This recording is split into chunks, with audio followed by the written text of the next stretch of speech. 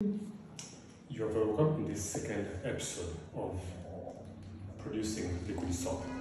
So I want to go to the next step of the procedures. First we're going to see where we started from. Now we are going to the step of the procedures. Now what matters in the procedure is the chemicals we're going to use. What chemicals are you going to use? Remember, what I'm sharing with you here is just a suggestion. One of the formulas you can use. There are very many out there that are doing them, but I'm just sharing my formula, which will help you. If you're in Uganda, where you come from, it will help you to have UNEBS certification without struggling. You'll do your soap, and then you call UNEBS to come and test your product, and then you'll be safe. And when they come, you'll pass. By the time we end these sessions, I'll also tell you things you will follow to know whether you're going to pass before even you complete UNEBS or not. For now, let us go to the procedures. What do we start with? Let us start with the chemicals we need to have. Number one, you need to have what we call SLES. In Uganda, some of you call it Tibro. Some of you call it Ungaro. It's okay, call it anything else, but at least have this into your mind, because this is a certificate that doesn't change wherever it is. However, I don't know where in Kenya, whatever they call this, but this is a certificate. Have that. You need to have SLS, you need to have sulfuric acid. You can also call it Labisa. Labisa is also a short name out of a big name of scientific one. I have these words to help you know very well what you are looking for. Now you need to have caustic soda. Caustic soda. Now can we understand a little bit here with caustic soda? Many people are making a good soap. They just tell you use caustic soda. They don't know what kind of chemical is it under this word caustic soda. They talk about soda, maybe think it's this soda we take like Coca-Cola, Pepsi Cola, and others. But now let us know. We have different types of caustic sodas. There is potassium hydroxide and there is sodium hydroxide. But remember, these two types of caustic sodas are used differently. One of it is best used in liquid soap, and another is best used in bar soap. For now, let us know that there is a type of caustic soda you need when you are making liquid soap. Here it is called a potassium hydroxide.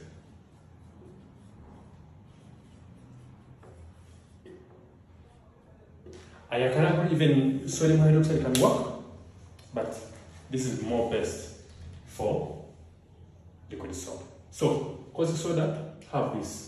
In particular, if you can have it, it's okay, you can use sodium, but try to get potassium. It will be best for you. After having these things, you need to have industrial salt.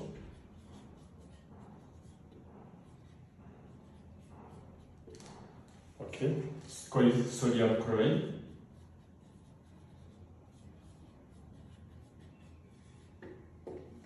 Okay. These are just both names. So how you need to have industrial salt, you can call it sodium chloride. Have that. Okay. You need to have CMC, nitrous. So you can have that. Basically, this one is to help you to thicken your soap. I'll come back a little bit later after putting them here. After having this, you need to have perfume. To have your soap, have a good smell. Have a scent that you prefer. And probably not what you prefer. Remember, you're producing soap for your client, not for you. So you're making a soap, you're putting in a perfume that your clients prefer. Because remember, clients or customers will buy what they want or what they need, not what you want. So code that very well as you're making business. You need to have color. Okay. After having these two things, then have a preservative. Now, preservatives, there are very many. you can use. Very many. There is citric acid, if you can have it. There is formalin. Okay, so choose what you prefer, and others. For now, you can have this, but in our training we are going to be holding through. I will suggest we shall use citric acid for some reasons. Formalin is good, I have no problem with it, but we shall have citric acid because it's more accessible in some places in Uganda. Maybe even in other countries, I don't know, but in Uganda it's more accessible than formalin because of some regulations that came over formalin when people are misusing it. But we shall look at citric acid, we shall use citric acid during our procedures, our production flow. So after having your preservatives, we already have the color, we have perfume, we have the thickener, we have salt and all that. So here, the only thing you have remained with is, which is very important, it's not part of the chemicals, but let me say, I decided to put here, is protection gears. Why did I choose to bring them under chemicals? Because chemicals, my intention of bringing it under chemicals, because chemicals, it is something that you need to use with sensitive attention. The same with protective gears. Okay? Also, excuse me, I've used here protection, I meant protective gears. Okay? So, you need to have these protective gears very, very well paid attention to, because these are the ones that are going to keep you safe and produce more for your clients.